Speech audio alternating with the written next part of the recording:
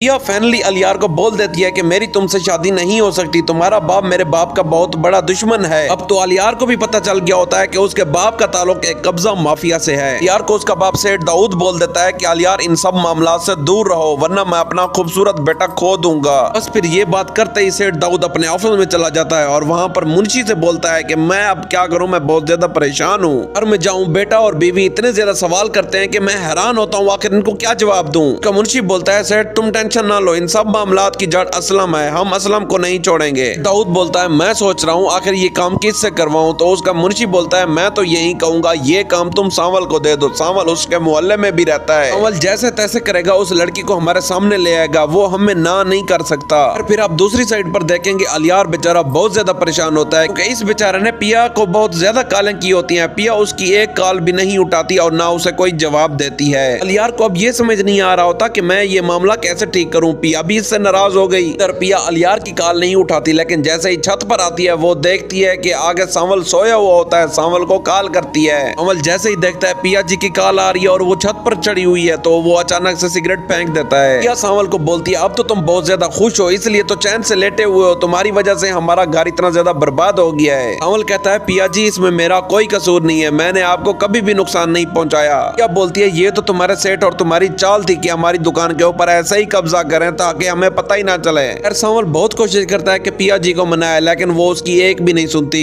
अगले ही दिन जैसे ही सेठ दाऊद अपने ऑफिस में जाता है अपने मुंशी से बोलता है जैसे भी करो सांवल को कॉल करो और अभी के अभी उसे यहाँ पर बुलाओ, मैंने उससे बात करनी है। फिर सांवल थोड़ी देर के बाद आ जाता है। सांवल कहता है साईं आज मुझे कैसे याद किया आपने। सेठ दाऊद बोलता है सांवल मेरा एक छोटा सा काम है वो और तुमने करना है और वो है भी तुम्हारे बहुत ज्यादा करीब। सांवल कहता है साईं तुसा टेंशन ना लो, आज तक थोड़ा तो कम कीता है, किसी और दा नहीं करना सी कम। सांवल कहता है दसो तो सही हूं मैं की करा।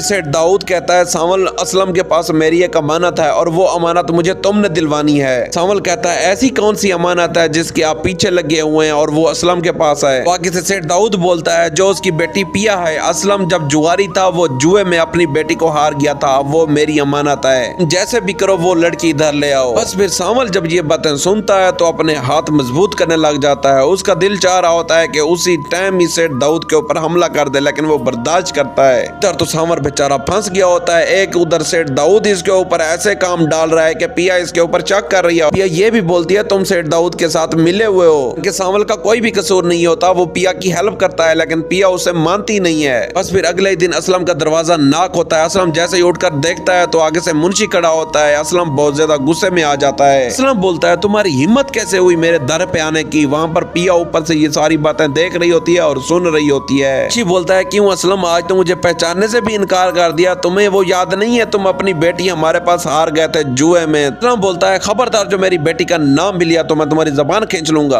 आगे से मुंशी बोलता है जो भी करना है कर लो, मैं सेठ दाऊद की तरफ से तुम्हें वार्निंग दे रहा हूँ, तुम बच के रहो। जो बातें नीचे हो रही होती हैं कि असलम पिया को जुए में हार गया था, ये सारी बातें पिया ऊपर से सुन रही होती है। पिया बेचारी बहुत ज्यादा परेशान हो जाती है, उसको रोना भी आ रहा होता है और उसके दिमाग घूम रहा होता है, उसे बहुत ज्यादा तेजी से चक्कर आ रहे होते हैं, उसे कुछ भी पता नहीं होता कि उसके साथ क्या हो रहा है। वो ऐसे ऐसे उसका ब्लड प्रेशर जो होता है बिल्कुल डाउन होता जाता है और वो ऐसा ऐसा बेहोश हो रही होती है। फिर वो जो मुंशी होता है वो उधर से ही चला जाता है। असलम दरवाजा बंद करके जैसे ही पीछे मुड़ता है वो देखता है पिया की हालत बहुत ज्यादा नाजुक होती है। वो बहुत परेशान हो जाता है और कहता है पिया तुम्हें क्या हो गया है, लेकिन उसी टाइम पिया गिर जाती है दरवाजे से लाकर और बहुत ज्यादा नीचे गिर पड़ती है। पिया बेचारी को कोई होश नहीं होता कि उसके साथ क्या हो रहा है, लेकिन वो दिल में बहुत ज्यादा उसे गहरा सदमा लग गया होता है। वो ये चीजें बर्दाश्त नहीं कर सकती क्योंकि वो बहुत ज्यादा नाजुक होती है, वो ये सदमे बर्दाश्त नहीं कर पाती है। असलम जल्दी से आता है और पिया को उठा लेता है। अगले ही दिन तबीयत खराब होने की वजह से पिया यूनिवर्सिटी में नहीं जाती तो आगे से अलियार आता है और पिया की दोस्त से पूछता है आज पिया क्यों नहीं आई। तो आगे से पिया की दोस्त बोलती है यार अब पिया का दिल टूट गया है, वो बहुत ज्यादा नाजुक मिजाज है, उसका जब दिल टूट जाता है तो उसे कोई भी चीज अच्छी नहीं लगती।